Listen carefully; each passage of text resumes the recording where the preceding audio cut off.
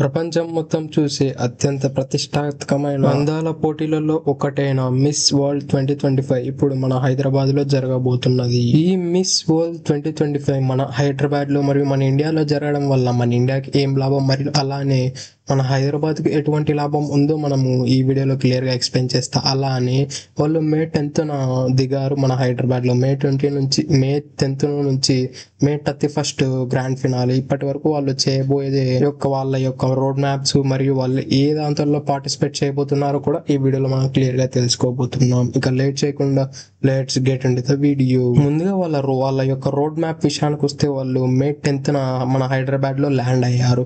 మే 10th land అయ్యి ఇప్పుడు మే 14th వరకు ఏం చేశారు, అలానే మే 14th నుంచి మే 31st వరకు ఏం చేయబోతున్నారో ఇప్పుడు క్లియర్ గా ఎక్స్ప్లెయిన్ చేయబోతున్నా. మొదటిగా మే 10th గచ్చిబౌలిలోని ఇండోర్ స్టేడియంలో వీళ్ళైతే ల్యాండ్ అయ్యారు. ఇక్కడైతే మన సీఎం రేవంత్ రెడ్డి గారు, అలానే మిస్ వరల్డ్ చైర్పర్సన్ అయిన జూలియా మొరోలి అండ్ ప్రస్తుత మిస్ వరల్డ్ అయిన క్రిస్టియానా పిస్చోవా ఈ వీళ్ళైతే వచ్చిన 109 కంట్రీల నుంచి వచ్చిన మిస్ వరల్డ్ అయితే స్వాగతం పలికారు ఇండోర్ స్టేడియం. అలానే కల్చరల్ పర్ఫార్మెన్స్, అలానే ఒక బ్రిలియంట్ మ్యూజిక్ తో మన హైదరాబాద్ అయితే మిస్ వరల్డ్ అందరికి వెల్కమ్ అయితే పలికింది. వాళ్ళు హైదరాబాద్ లో ల్యాండ్ అయిన తర్వాత దాదాపు 2 రోజుల పాటు రెస్ట్ తీసుకున్నారు. ఆ తర్వాత మే 13th హెరిటేజ్ వాక్ చేశారు. అది లోకల్ టూర్ అని మన లోకల్ లాంగ్వేజ్ లో అయితే చెప్పుకోవచ్చు. ఈ లోకల్ టూర్ లో మెయిన్లీ వాళ్ళు అయితే చార్మినార్, అలానే లడ్ బజార్, ఓల్డ్ సిటీ హైదరాబాద్ ని ఎక్స్ప్లోర్ చేశారు. ఎవరైతే 109 మంది కంటెస్టెంట్స్ ఉన్నారో వాళ్ళు మన కల్చరల్ మరియు మన యొక్క హెరిటేజ్ వాక్ ని పూర్తిగా మన హైదరాబాద్ లోని గచ్చిబౌలి మరియు ఓల్డ్ సిటీ వంటి ఏరియాలను పూర్తిగా ఎక్స్ప్లోర్ చేశారు మే 13th.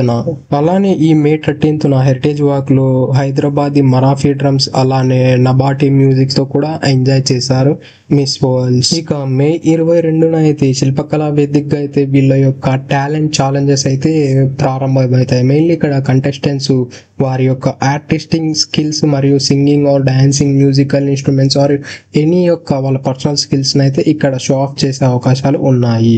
ఇక మే 23rd అయితే head to head challenges finals అయితే ఫేస్ చేయబోతున్నారు. ఇదైతే హోటల్ ట్రెడెంట్ లో వెన్యూ అయ్యి ఉండింది. దీంతో అయితే మెయిన్లీ కంటెస్టెంట్స్ యొక్క పబ్లిక్ స్పీకింగ్ స్కిల్స్, అలానే వాళ్ళ యొక్క ఇంటెలిజెన్స్, వాళ్ళ కాన్ఫిడెన్స్, అలానే పర్సనల్ వాల్యూస్ మీద జడ్జెస్ అనే వాళ్ళు డెసిషన్ తీసుకుంటారు. వాళ్ళ యొక్క ఇచ్చే స్పీచెస్ ఆర్ వాళ్ళ కాన్ఫిడెన్స్ ని బేస్ చేసుకొని వాళ్ళకు మార్కులు అయితే ఇవ్వడం జరుగుతుంది ఈ రౌండ్ లో. ఇక మే 23 అలానే మే 24 అయితే మోడలింగ్ ఛాలెంజెస్, అలానే ఫ్యాషన్ ఈవెంట్స్ జరగబోతున్నాయి. దీంతో అయితే మెయిన్లీ వీళ్ళు ట్రెడిషనల్ వేర్స్ మరియు మోడర్న్ వేర్స్ వేసుకొని వాళ్ళ యొక్క cat walk are modular walk అయితే చేసి చూపించాల్సి ఉంటుంది. దీంతో అలానే ఈ ఈవెంట్ లో కూడా జ్యువెలరీ రిప్రజెంటేషన్, అలానే తెలంగాణ బేస్డ్ డిజైనర్స్ యొక్క వాళ్ళ డెసిషన్స్ బేస్ చేసుకొని మార్క్స్ అయితే ఈ యొక్క 23-24 జరగబోయే మోడలింగ్ ఛాలెంజెస్, అలానే ఫ్యాషన్ ఈవెంట్స్ లో మార్క్స్ అయితే గెయిన్ చేస్తారు. ఇక మే 26 వచ్చేసి బ్యూటీ విత్ ఎ పర్పస్ అనే ఒక సెగ్మెంట్ అయితే జరగబోతుంది. ఇదైతే హైటెక్ సిటీ ఎగ్జిబిషన్ సెంటర్ లో జరగబోతుంది. దీంతో మెయిన్లీ వచ్చేసి ఎవరైతే కంటెస్టెంట్స్ ఉన్నారో వాళ్ళ యొక్క సోషల్ సర్వీసెస్, అలానే వాళ్ళు చేసిన మంచి పనులను అయితే ఇక్కడ షో ఆఫ్ చేస్తారు, అలానే అది చూపించుకుంటారు.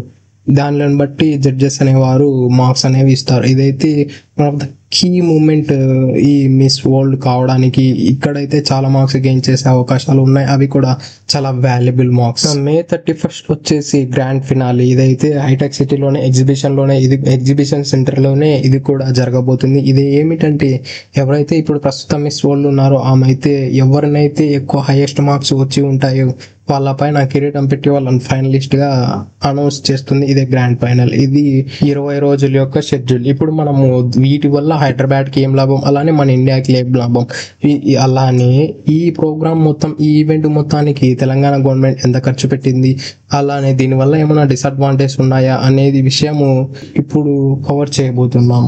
యాజ్ పర్ రిపోర్ట్స్ అయితే ఈ మిస్ వరల్డ్ యొక్క ఈవెంట్ ని నడపడానికి ఏకంగా 54 కోట్లు అయితే ఖర్చు అయింది. అందులో 24 కోట్లు అయితే తెలంగాణ గవర్నమెంట్ ఇచ్చింది. అలానే 27 కోట్లు వచ్చేసి మిస్ వరల్డ్ ఆర్గనైజేషన్ వాళ్ళు ఇచ్చారు. అలానే ఈ మిస్ వరల్డ్ దాంతో ఏకంగా ఈ ఈవెంట్ లో తెలంగాణ గవర్నమెంట్ ఇంకా అదనంగా 200 కోట్లు కూడా స్పెండ్ చేసి ఉందని కొన్ని సమాచారాలు అయితే చెబుతున్నాయి. అసలు ఎందుకు స్పెండ్ చేసిందంటే ఇన్ఫ్రాస్ట్రక్చర్ ఆర్ వాళ్ళ కోసం అని స్పెషల్లీ డిజైన్డ్ కొన్ని చేశారు. మనం కొన్ని వీడియోస్ ఆర్ ఫొటోస్లలో చూసాం. అది శిల్పకళా వేదిక ఏమో అదైతే బ్యూటిఫుల్ గా డెకరేట్ చేసి పడేశారు. ఇటువంటివన్నీ చేయడానికి అడిషనల్ మనీ మన గవర్నమెంట్ ఇచ్చి ఉంటుంది. అలానే అక్కడ క్లీన్ చేయడానికి లైక్ రీసెంట్ గా ఒక న్యూస్ వచ్చింది. అక్కడ ఉన్న స్ట్రీట్ డాగ్స్ అలానే ఆవులు సమ్ బఫెలోస్ ఇవన్నీ తీసేసి అవన్నీ క్లీన్ చేయడానికి ఇటువంటి దానికైతే డెఫినెట్లీ ఎక్కువ ఖర్చు అడిషనల్ ఖర్చు అయితే మన గవర్నమెంట్ పాకెట్ లోంచి పెట్టి ఉండవచ్చు. ఆ పెట్టిన అమౌంట్ అయితే ఎస్టిమేటెడ్లీ 200 crores అని ఇప్పటి వరకు వచ్చిన సమాచారం ప్రకారం అయితే చెబుతున్నారు. అసలు మన తెలంగాణ గవర్నమెంట్ దాదాపు 227 కోట్లు అయితే పెట్టింది. అసలు ఈ 227 కోట్లు మళ్ళీ రిటర్న్ వస్తుందా?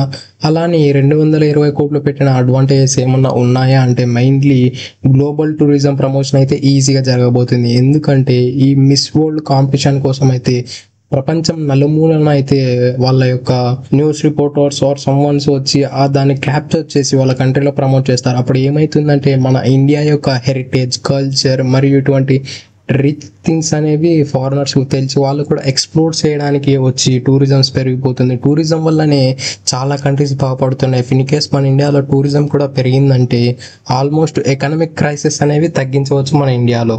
అలానే దీనివల్ల అయితే లోకల్ బిజినెస్ అయితే చాలా లబ్ధి పొందుతాయి. ఎలా అంటే చిన్న చిన్న గాజుల కొట్లు ఆర్ టీ కొట్లు ఇటువంటివి అయితే చాలా వరకు లబ్ధి పొందుతాయి. ఎప్పుడైతే ఈ టూరిజం పెరుగుతూ ఉంటుందో అక్కడ వచ్చిన తర్వాత మెయిన్లీ వాళ్ళైతే ఈ చిన్న షాపుల నుంచి ఎక్స్పోర్ట్ చేయడానికి ప్రతి ఒక్కరు ఆసక్తి చూపిస్తూ ఉంటారు. అలానే ఈ టూరిజం వల్ల దాదాపు ఈ 20 రోజులైతే ఆర్టిస్టులు ఆర్ చాలా మంది అయితే చాలా రకంగా బతికే అవకాశాలు ఉన్నాయి. ఎందుకంటే ఇంత పెద్ద ఈవెంట్ జరిపించడానికి దాదాపు కొన్ని వేల మంది కావాల్సి ఉంటుంది. లైక్ ఆర్టిస్టులు అయినా ఆర్ మ్యూజికల్ ఆర్టిస్ట్ ఆర్ మన కల్చరల్ ప్రోగ్రామర్స్ అయినా ఇటువంటి అన్ని షోకేస్ చేయడానికి ఇటువంటి పెద్ద పెద్ద చిన్న చిన్న ఆర్టిస్టులు మొత్తం అయితే చాలా వరకు ఈ 20 రోజులు అయితే జాయ్ఫుల్ గా బతికే అవకాశాలు ఉన్నాయి. అలానే దీనివల్ల అయితే తెలంగాణకు ఫారెన్ ఇన్వెస్ట్మెంట్స్ కూడా చాలా పెరిగే అవకాశాలు ఉన్నాయి. ఇప్పుడైతే డెఫినెట్లీ పెరిగే అవకాశాలు లేకపోలేదు ఈ మిస్ వరల్డ్ ఈవెంట్ వల్ల. ఇక డిసడ్వాంటేజెస్ విషయానికి వస్తే డిసడ్వాంటేజెస్ అయితే అన్ని షార్ట్ టర్మ్స్ లో మాత్రమే కనిపిస్తున్నాయి, ఏదైతే లాంగ్ టర్మ్ లో కనిపించలేదు. మెయిన్లీ అయితే ఎక్కువ బడ్జెట్ అయితే పెట్టేశారు, దాదాపు 27 కోట్లు. అలానే ఎక్స్పెండిచర్ 200 కోట్లు పెట్టినట్టయితే సమాచారాలు ఉన్నాయి. ఇదైతే చాలా ఎక్స్పెన్సివ్. రెండో పాయింట్ విషయానికి వస్తే డెఫినెట్లీ పొలిటికల్ గా అయితే చాలా కాంట్రవర్సీలు జరగవచ్చు. దాదాపు 227 కోట్లు అయితే తెలంగాణ గవర్నమెంట్ ఈ ఈవెంట్ కోసం స్పెండ్ చేసింది కాబట్టి డెఫినెట్లీ పొలిటికల్ గా చాలా కాంట్రవర్సీలు జరగచ్చు. అలానే రీసెంట్ గా మనం చూస్తున్నాం ఇండియా వర్సెస్ పాకిస్తాన్ వార్ వల్ల ఈ రేవంత్ రెడ్డి గారు అలానే తెలంగాణ స్టేట్ ఎలా అయితే ప్లాన్ చేసిందో ఆ ప్లాన్స్ అనేవి సక్సెస్ఫుల్ గా జరగకపోవచ్చు అని నాకు అనిపిస్తుంది. ఎందుకంటే ఈ వార్ వల్ల ఏ టూరిస్ట్ కానీ ధైర్యం చేసి ఇండియాలోకి అడుగు పెట్టే అవకాశాలు లేవు.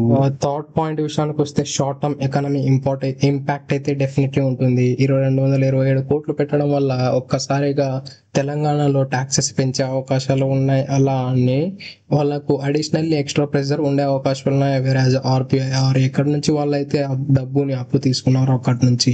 ఇక ఫోర్త్ పాయింట్ విషయానికి వస్తే ఎన్విరాన్మెంట్ ఇంపాక్ట్ కూడా చాలా ఎక్కువగా జరిగే అవకాశాలు ఉన్నాయి. ఎందుకంటే హైదరాబాద్ ఒక హైటెక్ సిటీ. అది ఏమిటంటే దాంతో 24 hours పొల్యూషన్ ఏదో రకంగా అయితే స్ప్రెడ్ అవుతూనే ఉంటుంది. అలానే ఒక్కసారిగా కొన్ని కోట్ల ప్రజలు ఒక చోట గ్యాదర్ అయ్యేసరికి కార్బన్ ఫుట్ ప్రింట్ అనేది ఎక్కువ అయిపోయి చాలా వరకు డ్యామేజ్ జరిగే అవకాశాలు ఉన్నాయి గ్లోబల్ ఎన్విరాన్మెంట్ కి.